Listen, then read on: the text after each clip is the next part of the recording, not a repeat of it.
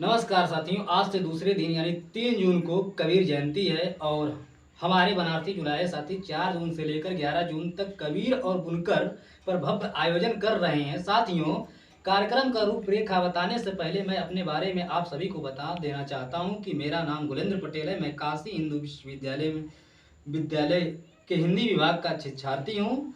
मैं खजूरगांव चंदौली उत्तर प्रदेश का रहने वाला हूँ। मेरे पुरखे बुनकारी काम करते थे। मेरे पिता के पास 4 हाथ करघे थे। इसी तरह के 4 हाथ करघे थे, 4 चरखे थे। लेकिन मेरे 8वीं कक्षा तक आते आते दुर्भाग्य से वो सारी चीज़ें, मशीन वगैरह सब, ये सब जो हाथ करघे हैं सब बिक बक गए, तो अब नहीं है मेरे पास। साथियों, मैंने अपने बचपन में खूब नरी भरी है। टेकुए की चुभन सही है, यानी किसानी और करघे के बीच मेरा बचपन बीता है। वैसे पहाड़ों में भी मेरा बचपन खूब बीता है। बहरहाल, आज हम कबीर और बुनकर समाज पर बात करने से पहले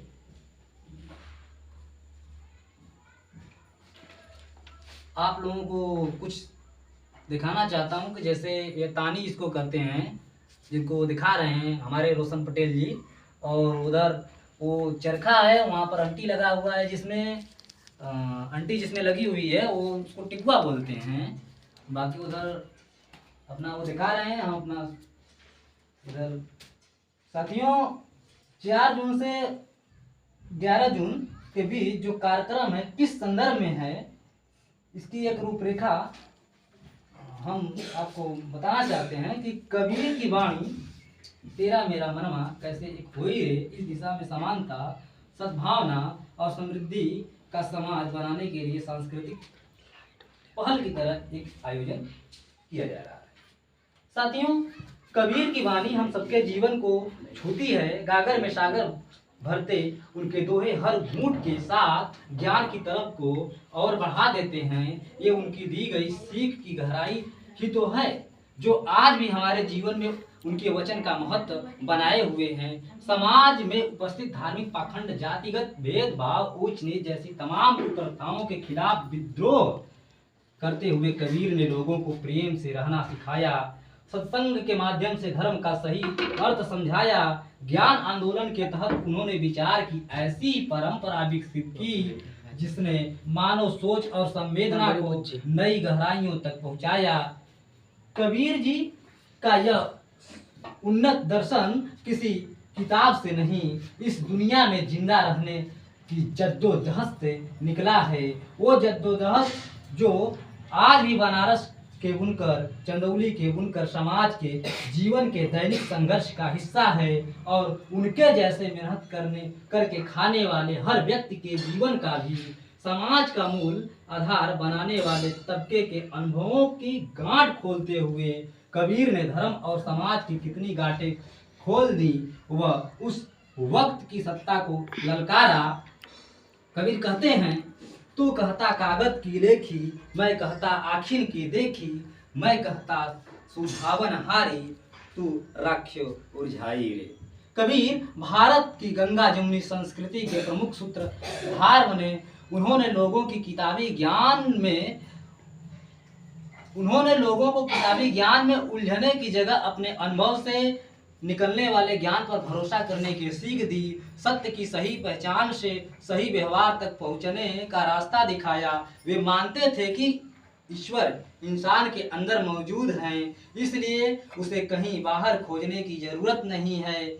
ज्यों तिल माही तेल है, त्यों चकमक में आग, तेरा साईं तुझ में है, जाग सके तो जाग। उन्होंने हमें अपने मन को साफ करना, झूठ फरेब से बचाना, हर मानव जीवन को समानता की नज़र से देखना व साधारण जीवन जीते हुए समाज में अपनी मेहनत के द्वारा योगदान करना सिखाया है। अपने सही व्यवहार से खुद को और समाज को विकसित करने की सीख दी है। उनके साहित्य में ऐसी बहुत सी बातें हैं जो एक द्वेष सहित समानतापूर्ण, न्याय संगत और स्वस्थ समाज के निर्माण के लिए जरूरी है। आज कबीर के वारिस होकर भी हम उनके ज्ञान की विरासत खोते जा रहे हैं। आज हम कबीर के वारिस होकर भी हम उनके ज्ञान की विरासत होते जा रहे हैं।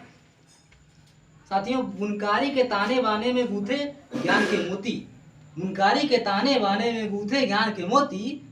कबीर का जन्म 1398 में हुआ है, ऐसा माना जाता है कि लगभग 1398 में हुआ है। कबीर 120 साल जिए थे। कबीर का जन्म 1398 में, कबीर का जन्म 1398 में बनारस के लहरतारा तालाब के आसपास हुआ था। अब्बा नीरू और अम्मी नीमा दोनों जुलाहे थे।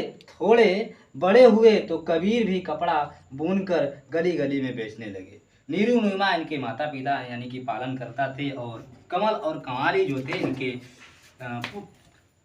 कमल पुत्र था और कमाली इनके पुत्री थी। और जो इनके शिष्य थे धर्मदास थे, बहुत ही प्रिय शिष्य इनके थे, जो इनके उत्तराधिकारी भी बनते हैं आगे चलकर। समाज में निकले उन्होंने लोगों को, कबीर समाज में निकले और लोगों को जातीय धर्म के अंधविश्वासों में जकड़ा। छोटी छोटी बातों पर लड़ते झगड़ते पाया। कपड़ा बेचने वे उत्तर प्रदेश के अन्य जिलों, बिहार, मध्य प्रदेश, चंदौली, हरियाणा, दिल्ली, राजस्थान तक जाते थे। मतलब चंदौली तो खैर उस वक्त एक ही में था, चंदौली और बनारस। पंडित या मौलवी के पास जाकर तर्क वितर्क किया करते थे। उनके विचारों को सत्य की तराजू पर तौलने की कोशिश करते थे। जब तक वे खुद किसी विचार से पूरी तरह संतुष्ट नहीं हो जाते तब तक उसे नहीं मानते थे। उन्होंने धर्म का ज्ञान, मेहनत और रोजी रोटी चलाने के संघर्ष से कटकर नहीं बल्कि कठिन श्रम की राह पर चलने के हासिल हुआ। उन्हें धर्म का ज्ञान, मेहनत और रोजी रोटी चलाने के संघर्ष से कटकर नहीं बल्कि कठिन श्रम की राह पर चलने से हासिल हुआ। मेहनत और व्यवहार से इस गहरे संबंध ने उनकी सोच को उसका खास रूप दिया। संत कबीर के उपदेश के तरह ही दरकिनार होते जा रहे हैं आज के बुनकर, यानी कि संत कबीर के उपदेश की तरह ही दरकिनार हो रहा है बुनकरी उद्योग। बुनकर बनारस की बुनकर बस्तियों की निहायत ही तंग गलियां इस देश में उनकी हिस्सेदारी का हाल बयां करती हैं। पिछले दशकों में बनारस और आसपास के बुनकरों का आर्थिक, सामाजिक और सांस्कृतिक संकट बढ़ता ही गया। रोजगार, शिक्षा, स्वास्थ्य, आवास, स्वच्छता आदि जैसे मूलभूत अधिकार उन्हें नहीं मिले। साथ ही बनारसी बुनकरी उद्योग है, बनारसी बुनकरी उद्योग के विकास के प्रति सरकार पूरी तरह से बेपरवाह हो रही है। साथ ही कवियों भी मतलब ठीक से बुनकर पर लिख पढ़ नहीं रहे हैं।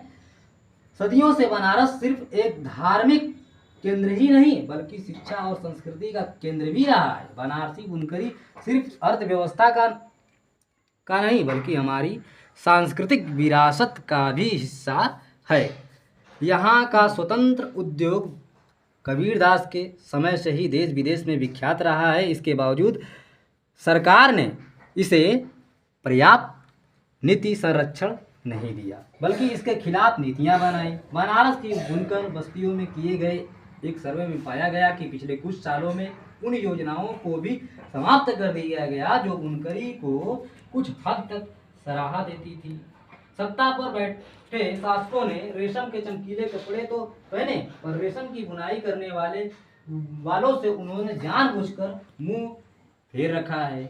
ऐसा लगता है हम लोगों को रेशम का कपड़ा तो सबको भाता है पर उसे बनाने वाले बुनकर का इस समाज में कोई मोल नहीं है, कोई मोल नहीं है। मेहनतकशों की अवहेलना, पाखंड का बोलबाला, धर्म और जाति पर बंटवारा, लोगों की मूलभूत जरूरतें अधूरी रखकर धर्म के नाम पर अंधविश्वास का प्रचार इत्यादि चीजें आज हमारे समाज में आम हो गई हैं। जैसे असाधारण हुनर के बावजूद बनारस का बुनकर समाज में दरकिनार पड़ा है, उपेक्षित पड़ा है। ठीक है, एकदम वंचित के भीतर वंचित होता जा रहा है। उसी तरह अपने ऊंचे कद के बावजूद कबीर के विचार भी मुनाफा और झूठ के राजनीतिक दलदल में धंसते जा रहे हैं। ना कुछ देखा भाव भजन में, ना कुछ देखा पोथी में, कहत कबीर सुनो भाई साधो, जो देखा सो रोटी में। जो देखा सो रोटी में। कबीर का बनारस और कबीर का भारत क्या है भाई? आज भारतीय समाज ऊंच नीच जात पात भेदभाव नफरत के बोझ तले बिखरता जा रहा है। मेहनत की लूट, महंगाई, बेरोजगारी जनता के आत्मसम्मान को चकनाचूर कर रही है। कहने को तो वह धार्मिक सद्भाव फैला रहे हैं, लेकिन यह सच नहीं है। धार्मिक सद्भाव की आड़ में वे भेदभाव पैदा कर रहे हैं। क्या यह बनारस, यह भारत कबीर का वारिस कहलाने लायक है आज? जवाब हम सबको पता है। कबीर का मान उनके विचारों को जीने में है। जैसा कि हम लोग कहते भी हैं, वही कविता अधिक जीवित रहती है, मतलब वही कविता जीवित है जिसको लोग जीते हैं। आज जरूरत है कि नफरत, अंधभक्ति और बंटवारे पर आधारित सोच को चुनौती देते हुए समानता, सामूहिकता, एकता पर आधारित संस्कृति को बढ़ावा दिया जाए। अलग अलग जाति और धर्म के कारीगरों से बुनकर समाज बना है और वे पूरे समाज के लिए एक बेहद जरूरी काम करते हैं। बनारस के आसपास के बुनकर, चार कारीगर और कामगारों को उनकी मेहनत, लगन, कुशलता, हुनर व ज्ञान का सही दाम, गरिमा मिले।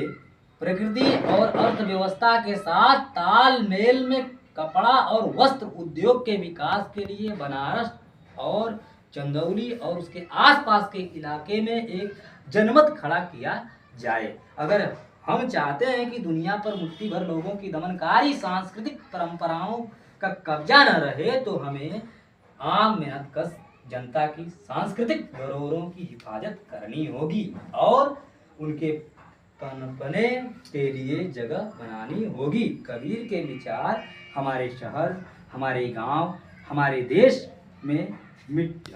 की मिट्टी पसीने से उपजी लोक संस्कृति का सबसे समुन्नत उदाहरण है।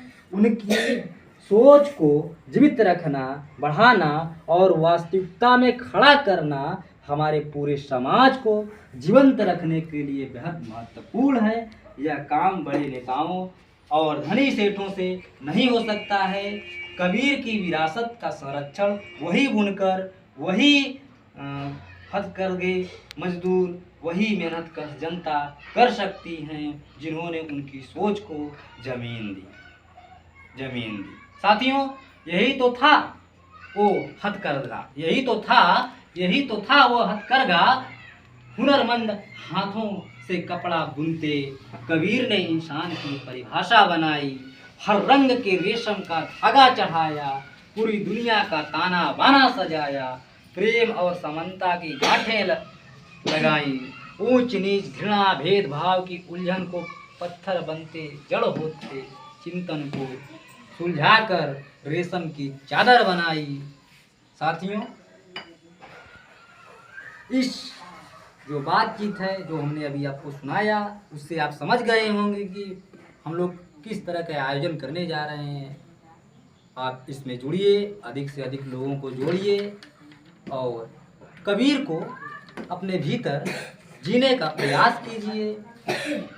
साथियों, आज के